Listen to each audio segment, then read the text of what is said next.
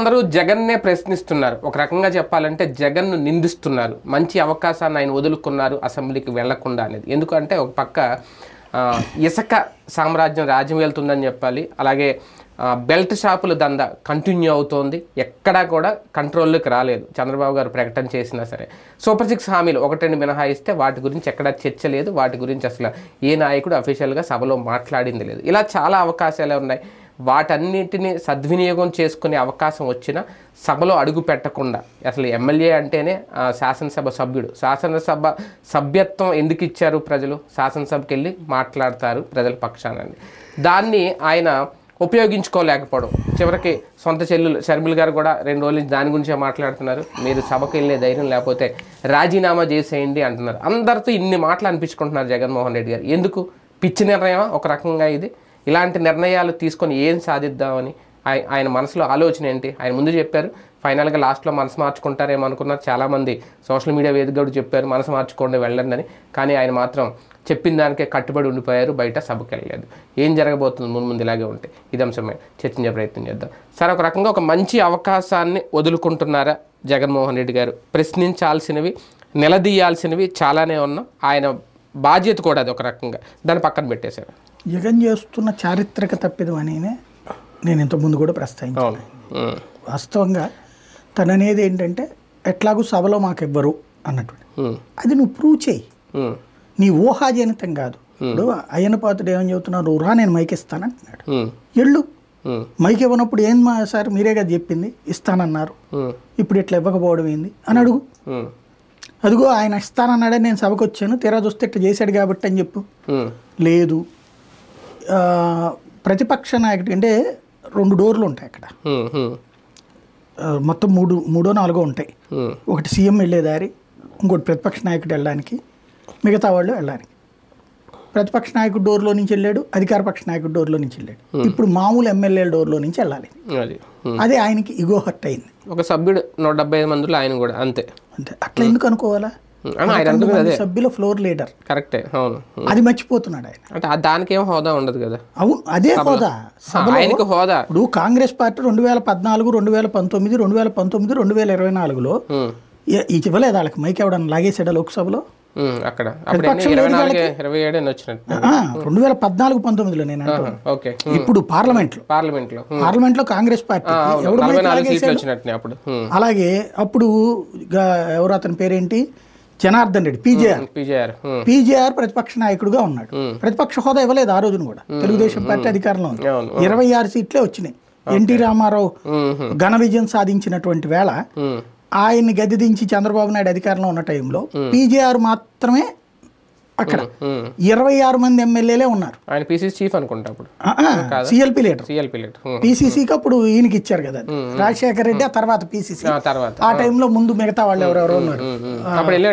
ఈయన వెళ్ళాడు, సభకి వెళ్ళాడు, సభలో నిలదీసేవాడు, మైక్ ఇచ్చేవాళ్ళు, మాట్లాడేవాళ్ళు, కొన్నిసార్లు బుల్డోజ్ చేసేవాళ్ళు, అయినా మాట్లాడాడు. ఎంత పీక్ టైం అది. తర్వాత బయటకు వచ్చి మాట్లాడేవాడు పీజేఆర్. కేవలం 26 వచ్చింది అప్పుడు. ఏది 290 సీట్ల లెక్కల్లో మనకి 294 సీట్లలో అతనికి వచ్చింది 26. అందుకని 26 వచ్చింది కాబట్టి 29 రావాలి కదా, 30 రావాలి లెక్క. ఆ రోజున రాలేదు కాబట్టి అతనికి ఇవ్వలేదు. 26 వచ్చిందని 3 తగ్గింది అప్పుడు. ఇప్పుడు వీళ్ళకి 3 కూడా కాదు, దగ్గరగా ఇప్పుడు 175 అంటే 18 రావాలి. 10% అంటే 11 వచ్చినాయి, 7 తగ్గినాయి. అక్కడ 2 తగ్గి 3 తగ్గితేనే అతను అంత గొడవ చేయలే. ఇవాళ ఇతను చేస్తున్నాడు. దాంట్లో ఏంటంటే మన ఇగో పాయింట్ ఆఫ్ వ్యూలో ఇది ప్రాంతీయ పార్టీ కాబట్టి నడిచిపోతుంది. జాతీయ పార్టీ అయితే కనుక ఇల్లు లోపలికి అంటారు. ఇప్పుడు ప్రతిపక్షంగా నీకు అవకాశం ఉన్నా లేకపోయినా పోవాలా, అది లెక్క. అది చేయలేకపోతున్నారు. ఓ రకంగా ఏంటంటే ప్రజాస్వామ్య పద్ధతి కాకుండా మనం బుల్డోజ్ వ్యవస్థ నడుపుతున్నాం అనేటటువంటి ఒక సాక్ష్యం చూపెడుతున్నారు. అంటే వ్యక్తుల కుటుంబాల వ్యవస్థలే అన్నటువంటి చూపెడుతున్నారు అంతే. పార్టీలో ఉన్న నాయకులను కూడా ఈ నిర్ణయంతో ఇరుకుని పెట్టేశారా? అంటే ఒక రకంగా చెప్పాలంటే ఓపెన్గా కవర్ చేసుకోలేక చచ్చిపోతున్నారు అని చాలా మంది పెడుతున్నారు అనుకోండి పోస్టులు, పేర్లు ఎందుకు. అలాగని వ్యతిరేకించలేరు, సమర్థిస్తారు. మా నాయకుడు తీసుకుని కరెక్టే, మాకు మైక్ ఎవరనో లేదంటే మాకు హోదా ఇవ్వలేదు అని. అది రేపొద్దున ఎంతవరకు పార్టీ కొంతమందిని దూరం చేస్తుంది, ఎంతవరకు ప్రజలకు సమాధానం చెప్పుకోలేని పరిస్థితి వస్తుంది ఇలాంటి వాళ్ళందరికీ. జగన్కున్న అదృష్టం చంద్రబాబు నిర్ణయం. పవన్ కళ్యాణ్ కనుక ఇనిషియేటివ్ తీసుకుంటే వైఎస్ఆర్ కాంగ్రెస్ పార్టీ శాసనసభాపక్షం ముక్కలైపోవడంలో ఆశ్చర్యం ఉండదు. అంటే ఆయన ఆల్రెడీ గేట్లు ఓపెన్ చేసి పెట్టినట్టున్నాడు కదా. ఇనిషియేటివ్ అంటే వీళ్ళంతే పిలవకూడదని కదా. అది ఓకే, వీళ్ళొద్దని కదా, వేరే పార్టీ వాళ్ళు తీసుకుంటారు. వీళ్ళ వాళ్ళని కూడా తీసుకుంటున్నారు. ఆయన ఫీల్ అవ్వాలి పవన్ కళ్యాణ్. ప్రస్తుతం ఇంకా ఎమ్మెల్యేల మీద సీరియస్గా ఎఫర్ట్ పెట్టలా. మేబీ అతనికి ఇది కరెక్ట్ కాదు అంటే ఇది ఎత్తుకుపోవడం కరెక్ట్ కాదనే ఉద్దేశం ఉండుండొచ్చు. కానీ 2/3 వస్తే చేర్చుకోవచ్చు కదా. ఆ విధంగా రేపు పొద్దున అంటే ఇక్కడ గనక పట్టించుకోలేదనుకోండి, అవతల పక్కన గనక వాళ్ళకి ఏదైనా మంచి అవకాశం వస్తుందంటే వెళ్ళిపోవచ్చును. జనసేన అటువంటి ఆపరేషన్ మొదలు పెడుతుంది అసలు పెట్టే ఆలోచన. ఇప్పుడు వీళ్ళని పిలవలా, సామినేని ఉదయ్ భాను, బాలేని పోని వాళ్ళు వివాదాలు ఎవరు లేదనుకోవడానికి వాళ్ళందరికీ వివాదాలు ఉన్నోళ్ళేగా. అంటే వాళ్ళకి ఆప్షన్ లేక వెళ్ళారు కదా. అవును, వాళ్ళు ఎందుకు తీసుకున్నారు? ఇప్పుడు జనసేన ఎందుకు తీసుకుంది? అవును, అంటే వివాదాలకి దూరంగా ఉండే వాళ్ళని చేర్చుకుంటాం అంది వైసీపీ వాళ్ళు. మరి ఇలా ముగ్గురు వివాదం ఉన్నోళ్లే కదా, కిలార్ రోసి అయినా లేకపోతే పేరేంటి బాలినేనైనా సామినేనైనా వాళ్ళ మీద ఇంతవరకు జనసేన వాళ్ళే తిట్టింది తిట్టకుండా తిట్టిన వాళ్ళు. అంటే అది ఆపరేషన్ ఆకర్షణలో భాగంగా జరిగింది కాదు కదా, వాళ్ళకి వాళ్ళు వెళ్ళారు అంతే. నేను అట్లాగే వెళ్ళొచ్చే ఉంది, వెళ్తే తీసుకుంటారా బేసిక్గా? అది కాదు అనొద్దు. ఆపరేషన్ వాళ్ళు ఒప్పుకోకుండా వీళ్ళు వెళ్ళి సార్ అని మనం బతులాడతారే జరిగి ఉంటుంది అంటారా? ఆల్రెడీ జరిగింది కాబట్టి నడిచింది. వాస్తవంగా ఎప్పుడూ వెళ్ళాలి, ఎలక్షన్ ముందే వెళ్ళాలి బాలినేని. కాకపోతే అప్పుడు తనకి ఇంకా ఏదో నమ్మకం లేదు అటు కూటమి వస్తుందని. ఆ నమ్మకం ఉండుంటే అప్పుడు వెళ్ళిపోతే వాళ్ళు మంత్రి అయ్యి ఉండేవాడు. అప్పుడు వాళ్ళ కందులు దుర్గేష్ బదులు ఈయన కూర్చుని ఉండేవాడేమో ఆ ఛాన్స్. కానీ ఒకటి సార్, ఫస్ట్ సభ చూసినప్పుడు సభలో జగన్ కనిపించకపోవడం ఒక లోటుగా అనిపించిందా? ప్రజలు దాన్ని అంత క్లియర్గా పరిగణలో తీసుకుంటారా? ఏముందిలే పథకాలు ప్రకటన చేశారు, వాళ్ళు ఉంటే అంత లేకపోతే అంత అనుకుంటారు? ఇప్పుడు వ్యూవర్షిప్ రేటింగు లేదా చర్చ, ఈ రెండిట్లలో 2 కోణాలు. చర్చ పరంగా అయితే పబ్లిక్ పట్టించుకోరు. అవునా? ఎందుకు అంటే అసెంబ్లీని అసలు వాళ్ళు ఒక చర్చా వేదికగా భావించట్ల. ఎప్పుడు భావిస్తారంటే ఇద్దరు ఉన్నప్పుడు భావిస్తారు. అప్పుడు వ్యూవర్షిప్ వస్తుంది. మీరు చూడండి అసెంబ్లీ సమావేశాలు లైవ్ వ్యూవర్షిప్ ఎంత ఉంటుందో చూడండి. అదే జగన్మోహన్ రెడ్డి ఉంటే మళ్ళీ విపరీతమైన వ్యూవర్షిప్ ఉంటుంది. నేనైతే ఒక ప్రజాస్వామ్యవాదిగా నేను బలంగా ఆకాంక్షించినటువంటి పాయింట్ ఏంటంటే జగను, పవను, చంద్రబాబు వాదన వినాలనుకున్నా. ముగ్గురు ఉంటారేమో. పాయింట్ పట్టుకుని డేటాతో వీళ్ళు విమర్శించాలా, అధికారంలో ఉన్నారు కాబట్టి. అప్పుడు అతను ఆన్సర్ చెప్పుకోవాలా, తద్వారా ఎవరిది రైట్ అనేది జనాలకు చెప్పాలి. ఇప్పుడు ఫర్ ఎగ్జాంపుల్ అప్పులే ఉంది, బయట ప్రెస్ మీట్లో కూర్చుని కాకుండా వాళ్ళు చెప్తారు కదా ఆర్థిక వ్యవస్థ అస్తవ్యస్తం చేసేసాడు, ఇప్పుడు బడ్జెట్ సమావేశాలకు సంబంధించి మాట్లాడతాడు. అప్పుడు జగన్ లేచి అవును అధ్యక్ష ఇప్పుడు చెప్పండి, పురంధేశ్వరి గారు 14 లక్షల కోట్లు చెప్పారు, చంద్రబాబు గారు ఇంకో 50,000 ఎక్కువ వేశారు, 14.5 లక్షల కోట్లు, పవన్ కళ్యాణ్ గారు 14 లక్షల కోట్లు అన్నారు కదా. ఇప్పుడు మరి పయ్యావుల కేశవ్ గారు రాసిన ఈ బడ్జెట్లో 6,500 కోట్లే రాశారింది, 6.5 లక్షల కోట్లే రాశారింది, మర్చిపోయారైంది ఏంది అధ్యక్ష అని అడిగాడు అనుకోండి, అది ఎంత స్పైసీ వెళ్తుంది? అసెంబ్లీలో అడగాల ముక్క, బయట అతను అడుగుతాడు ప్రయోజనం ఏంటి, బొగ్గన అడిగాడు ప్రయోజనం ఏముంది. అసెంబ్లీలో అడిగినప్పుడు దానికి ఒక టెంపర్ ఉంటది. ఈ శంఖంలో పోస్తేనే తీర్థం, మామూలుగా చేతిలో పోసుకుంటే నీళ్ళే, కొబ్బరి నీళ్ళైనా చేతిలో పోసుకుదా, శంఖంలో పోసుదా, శంఖంలో పోస్తే తీర్థం అంటాం, విడిగా కొబ్బరి నీళ్ళు అంటాం. అట్లాగా అసెంబ్లీలో కూర్చోబెట్టి అది అడిగితే ఎట్లా ఉంటది? అప్పుడు వాళ్ళు మాట్లాడివ్వలేదు, చూశారు కదా వాళ్ళ అబద్ధాలను కవర్ చేసుకోవడం, నన్ను మాట్లాడియట్లేదు, అప్పుడు సెలవు, ఇలాంటి సభలో నేను ఉండే ఉపయోగం లేదు, బై బై అని చెప్పిరా మజాక్ వస్తుంది. అప్పుడు అవతల వాళ్ళది నియంతృత్వం అవుతుంది. అలా కాకుండా వాళ్ళు నాకు మైకి ఇయర్లే నాతో మాట్లాడు. చిన్నప్పుడు కనుక పిల్లలు స్కూల్కి వెళ్ళమంటే మాస్టర్ సరిగ్గా చెప్పరు, సరిగ్గా ఊరుకోవట్లేదు. ఒకటి ఏంటంటే మిలాంటి వాళ్ళ కోరిక జగన్ తీర్చలేదు, ఓకే మరి తర్వాత నెక్స్ట్ సభలు తీరుస్తారు. ఇంకోటి కూడా అనుకున్నారు సార్ చాలామంది, పవన్ కళ్యాణ్ సభలోకి వెళ్తే ఎలా మాట్లాడతారు, పవన్ కళ్యాణ్ సభలో ఎలా ప్రశ్నిస్తారు అనేది. ఆయన పాపం ఇప్పుడు అధికార పక్షంలో ఉండిపోయారు కాబట్టి ఎవరిని ప్రశ్నించలేరు. మేబీ జగన్ వెళ్తే ఆయన ఏమన్నా దానికి ఏమైనా అడిగితే దానికి ఆయన సమాధానం చెప్పాల్సి వస్తుందేమో ఆ శాఖలకు సంబంధించి.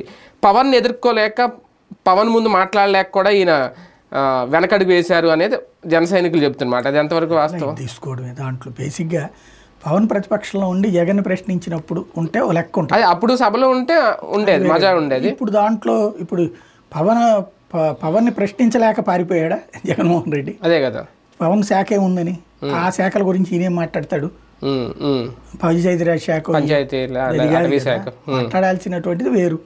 ఏంటి ఎవరు తృప్తి ఆడదు. ఇప్పుడు బీజేపీ వాళ్ళు కూడా మా విష్ణుకుమార్ రాజుని చూసి భయపడిపోయి పవన్ రాలేదని కూడా చెప్పారు. అంటే ఇంతకు ముందు తెలుగుదేశం పార్టీ సింగిల్గా ఉండడం వేరు, వాళ్ళు ఉండడం వేరు. ఇప్పుడు జనసేన టీడీపీ ఇద్దరు ఉండవేరు. అంటే ఒక మూకుమ్మడి దాడి లాంటిది జగన్ మీద ఉన్న 11 మంది మీద జరిగితే దాన్ని తట్టుకుని నిలబడి జరగాలి. జరిగినప్పుడు నిలబడ్డాడే కదా మగాడు. అందరూ మీద పడినప్పుడు నిలబడ్డాడు మగాడు అవుతాడు. అంతేగాని నా టైం వచ్చేదాకా నేను వెయిట్ చేస్తానంటే ఇంకేం దమ్ము అవుతుంది. కానీ ఒకటే సార్, ఇప్పుడు అదే అందరికీ డౌట్ ఏంటంటే, అంత పెద్ద కాంగ్రెస్ పార్టీని ఢీ కొట్టారు, బయటకు వచ్చారు, ఎవడో నిలబడిపోయినా సింగిల్గా పార్టీ పెట్టాడు, ప్రతిపక్షంలో ఉన్నాడు, గెలిచాడు, సీఎం, ఇంత ధైర్యం చూపించాడు కదా ఆయన. ఇక్కడికి వచ్చేసరికి ఆ 11 అనే నెంబర్ చూసి ఆ ధైర్యం అంతా పోయిందా? ఆ 11 అనే నెంబర్ చూసి తట్టుకోలేకే ఇంత ఒక రకంగా దీన్ని పిచ్చి నిర్ణయం అనాలి, ఎంత నిర్ణయం తీసుకున్నారా? అంటే నాకు కనిపిస్తున్నది అయితే ఇందులో ఒక వ్యూహం ఒకటే. ఏంటి అంటే వాళ్ళు ఇప్పుడు తన నియంత అని చూపించినటువంటి వాళ్ళు ఇవ్వట్లేదు చూసారు ప్రతిపక్షం అనేది ఒక ఆస్పెక్ట్. రెండవది ఏంటయ్యా అంటే అక్కడికి వెళ్ళిన తర్వాత అవమానాలు పడటానికి అంగీకరించలేని స్థితికి తన మనస్తత్వం మారిపోయి ఉండొచ్చు. ఎందుకు? ఒకప్పుడు అవమానాలు జైలుకి వెళ్ళి అవమానాలు పడ్డాడు కాబట్టి ఆ కసితో గెలిచాడు, ఆ కసితో నిలబడ్డాడు, పార్టీ నిలబెట్టుకున్నాడు. అదే ఇప్పుడు మళ్ళీ అవమానాలు పడ్డానికి ఇష్టం లేదేమో, మళ్ళీ అవమానాలు పడ్డానికి ఇష్టం లేకపోయి ఉండొచ్చు. కానీ మళ్ళీ అధికారంలోకి రావాలంటే చేయాలి కదా, ఇలాంటి వద్దనుకుంటున్నాడు, ఇంట్లో కూర్చుంటానంటే ఎలా కుదురుతుంది? వద్దనుకుంటున్నాడేమో. నువ్వు చంద్రబాబు నాయుడు సభకి వెళ్ళకుండానే గెలిచాడు, ఈయన 3 ఏళ్ళు సభకి వెళ్ళకుండానే గెలిచాడు ఇంతకుముందు. అంటే చంద్రబాబు నాయుడు గారు వెళ్ళకపోయినా మిగిలిన వాళ్ళందరూ వెళ్ళారు. అదే నిమ్మల రామానాయుడు మాట్లాడాడు, అచ్చెన్నాయుడు మాట్లాడారు. ఏదైనా టైం వచ్చినప్పుడు వీళ్ళు కూడా ఇప్పుడు ఏదో అట్లాగా ఉంటారనుకుంటా. లేదు, బయటే ఉన్నారు, బయట ఉండే మాట్లాడుతున్నారు. మాట్లాడేది దీనికి ఏదో వీళ్ళ ప్రశ్నోత్తరాలు అప్పుడు వెళ్తారట. ముందు ఒకటి దీన్ని కన్విన్స్ చెయ్యాలన్న ఆలోచన స్పీకర్కి లేదు. యాక్చువల్గా కూర్చోబెట్టి అటు ఇద్దరిని నలుగురిని కూర్చోబెట్టి బీజేపీ, సిపిఐ, అదే బీజేపీను ఈ నలుగురు ఎవరైతే శాసనసభలో ఉన్న 4 పార్టీలను కూర్చోబెట్టి మీరు మనం ప్రజాస్వామ్యబద్ధంగా వెళ్దాం అని చెప్పే ఉద్దేశం ప్రభుత్వానికి లేదు, ఉండదు కూడా, వాళ్ళు చేయరు కూడా. లేనప్పుడు ఇంకా ఇతను ఆశించట్ల అక్కడ. రెండవది, అవమానాలు పడితేనే మనం సఫర్ అయితేనే మన వాళ్ళకి ఒక ఊపు వస్తుంది అనే ఫీలింగ్ ఇతనికి లేదు. ఆ విషయంలో చంద్రబాబు నాయుడు మెచ్చుకోవాలి. అరే మొట్టమొదటిసారి 23 స్థానాలు వచ్చిన రోజున, ఓడిన రోజున అందరూ వెటకారం చేస్తున్నప్పుడు, పగలబడి నవ్వుతున్నప్పుడు వెళ్ళి నిలబడ్డాడుగా, నిలబడి మాట్లాడాడుగా, బాధ్యతయుతంగా మాట్లాడాడు కదా. అందుకే అతనికి అవకాశం వచ్చింది. ప్రజలు ఆయనలోనే ఆ పెద్దరికం చూశారు. 2 ఏళ్ల తర్వాత ఆయన భువనేశ్వర్ గారి పేరు చెప్పి ఆగిపోయి ఉండొచ్చు, కానీ ఈ 2 ఏళ్లలో అతను వ్యవహరించిన తీరు, పెద్దానికి సమాధానం చెప్పుకున్నాడు. ఆ సమాధానం చెప్పడం నచ్చింది తటస్థులకి. ఆ తటస్థుల్ని ఇతను దూరం చేసుకుంటున్నాడు. తటస్థులు కోరుకునేది డెమోక్రటికల్ స్పిరిట్. నేనేమంటానంటే నువ్వు మధ్యలో నాలాంటి వాళ్ళ ఆలోచన నువ్వు పో సభకి, 1 ఏడాది 2 ఏళ్ళు చెయ్యి, నిన్ను బాగా అవమానిస్తున్నారు చూపెట్టు జనాలకి, ఆ తర్వాత నువ్వు ఏదో కారణం చెప్పుకుని పో బయటికి. అప్పుడు దానికి ఒక శాంటిటీ ఉంటుంది. ఇదిగో మీకు ముందు బెంచీలు ఇవ్వలేదు 11, ప్రతిపక్షం అంటే ఒక పక్కన ఇవ్వాలి, కానీ మీకు ప్రతిపక్ష హోదా లేదు కాబట్టి మీరు వెళ్ళి లోపల కూర్చోండి అన్నాడు. ఎస్, చూపించు. నిన్ను చూపెట్టకుండా అక్కడ సభ నడవలేదు, లేదు నిన్ను చూపించకుండా చేశారనుకో, చూసారా జగన్మోహన్ చూపించడానికి కూడా భయపడిపోతున్నారని చెప్పు.